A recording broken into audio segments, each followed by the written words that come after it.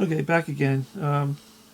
Going over some of these issues that have been raised by some of the people that I know that have looked at my videos and have we've talked about some of the issues that I've raised. There is a lot of positive comments, some negative, and I like to go over some of the negative comments because I think it's important. Number one, the big one is that a lot of people are confused and they don't know whether I support communism or not because they seem to think that I'm supporting communism um, uh, as a economic system that's good. Because I say in my videos that communism was never given a chance in certain areas like Russia or Cuba or Eastern Europe or even Venezuela. Uh, that's not exactly what I'm saying. What I'm saying is communism was never given a chance because communism doesn't exist. It can't be given a chance anywhere. It can't exist. And the reason why it can't exist is because, as I've said in the video, people at the top are going to steal. The communist system, according to Karl Marx, calls for a class, a special ruling party, what he calls the intelligentsia. And the intelligentsia are supposed to be the smart people who are going to run the system for the proletariat, the workers, you and me. So we have to have a group, a elite group of highly educated, revolutionarily conscious individuals who are going to manage the system for us. So we know that on paper it sounds good. You get the best, brightest, the smartest people to hold the highest positions of power, and they're going to do what's right for people. And those of us, generally speaking, know that's not going to work. We know that. It never worked before. It's not going to work. Because the people are eventually at the top are going to start stealing. And the ones that are not stealing, unfortunately, are going to be kicked out of the party because they're not in with the plan. Those who are the thieves, the outlaws, the crooks, are going to kick the honest people out because they're going to see a golden opportunity here to become wealthy, stay wealthy, and always be wealthy forever and ever, and including all of their descendants. We see this in Russia now. Putin and his guys are all, in my opinion, descendants of the original Bolsheviks, the original people who started the Russian, were involved in the Russian Revolution in the early 20th century. Putin is onto the system. Putin's figured this all out. That's why he's hated so much by the elites and the mainstream thinkers in our system now, in our country. He's not liked because he's figured this out. He knows what has happened. He's aware of it, and he's trying. In my opinion, he's trying something else. I don't trust Putin. Believe me, for a minute, but I think what's interesting to me is how negatively he's treated in the press. Normally, you would get a guy like Putin in power in Russia, and he'd be, vaunted to the highest levels. They'd be nominating him for a Nobel Prize. Okay, and it's not happening. The opposite's happening. He's disliked. He's hated. And I think he's hated because he's not really a Bolshevik.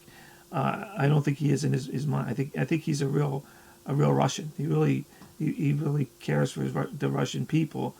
But he is an oligarch. Okay, so he's basically the same thing. He's part of that intelligentsia party that is running, and he's probably the kind of person I'm talking about, the one who's going to kick everybody else out that's in his way for total domination and control of Russia. And I think in his mind, he sees himself as the savior of Russia, bringing back the church, bringing back, kicking out Bolsheviks, known Bolsheviks, or mostly those who are were involved psychologically with the Russian Revolution, with the Soviet system. And that's good on one hand, it's bad on the other hand. Look, here's the bottom line. It's better to have a constitution running the system. Better to have a constitution that outlines how the government's supposed to work, so we can compare and contrast what's happening with the political leaders compared to what the Constitution says. That's important because we can see where they're not following the Constitution, and then that should be a red flag to us that they're not interested in a constitutional government, in checks and balances, fair elections. They're not interested in that. They're interested in power. That should be a red flag to us. I'm not saying the Constitution is perfect.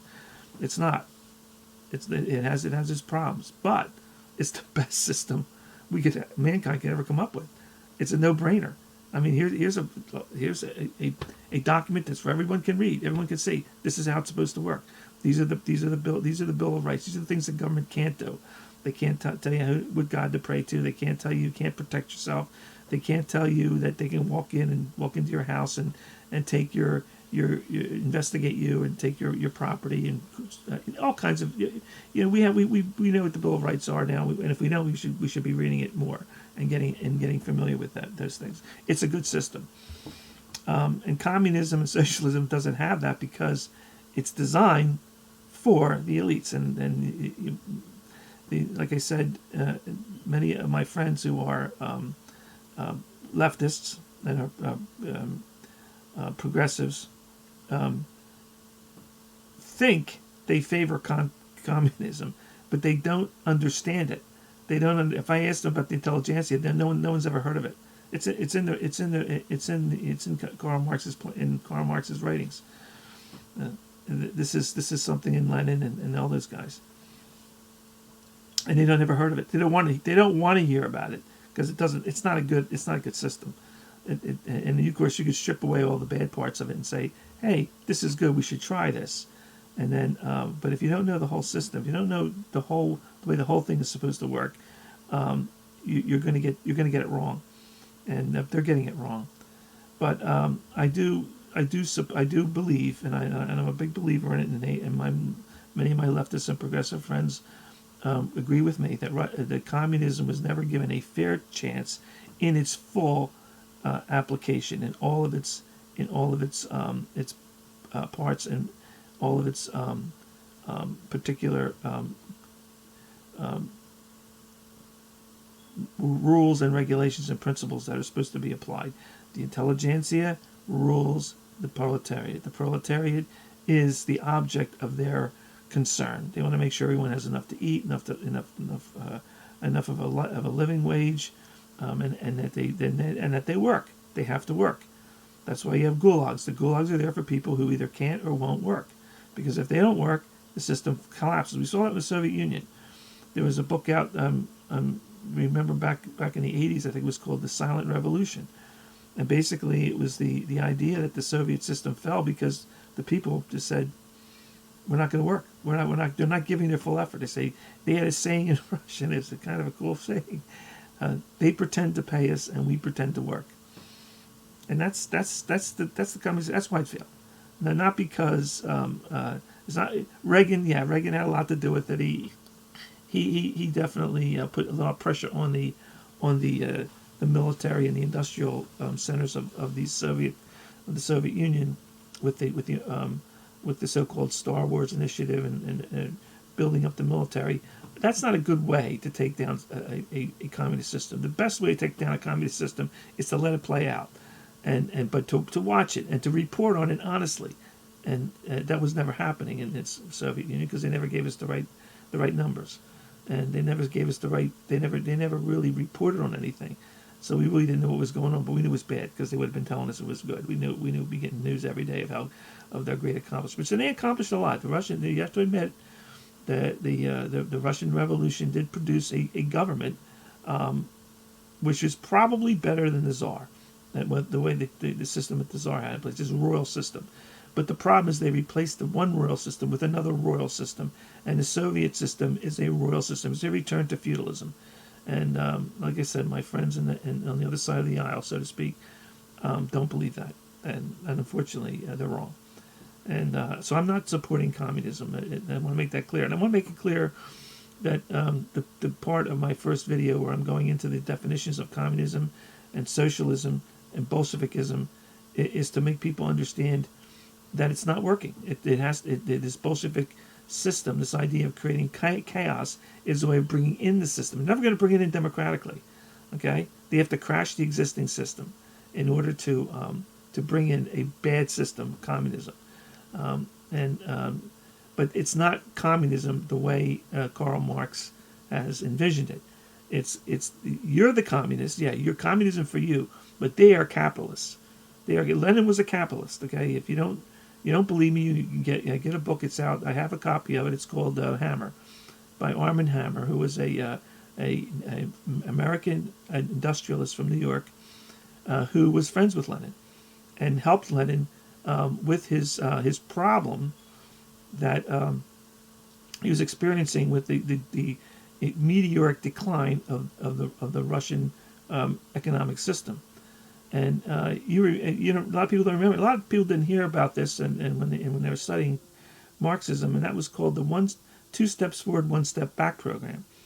And that was when Lenin turned back to capitalism, and when he got caught on it, he said, "Well, we're going back to capitalism just to get our economic system back on track again." And so we're taking 2 steps.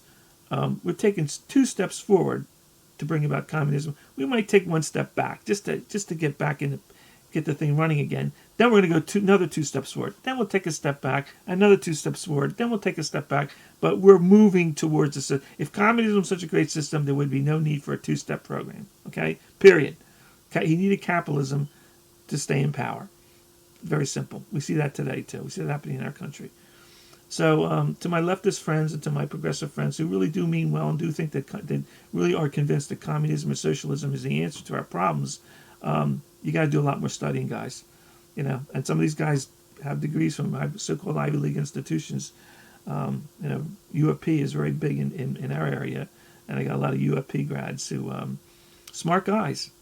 I couldn't keep up with them academically. I wasn't really good in that area when I grew up in college. I barely hung on, and I'm one of those C students who was happy to get C's because I wasn't really as I guess I didn't pay attention the way they did in class. But I do a lot of reading, and I do debate a lot of people, and I try to get better understanding of what I was reading, what I was trying to understand. And in the process, over time, I began to realize a real clearer picture emerged for me than it did for them. They were looking for grades. They were looking for class rank and privilege, and a chance to get into a good grad school and continue with their quest for more letters behind their names.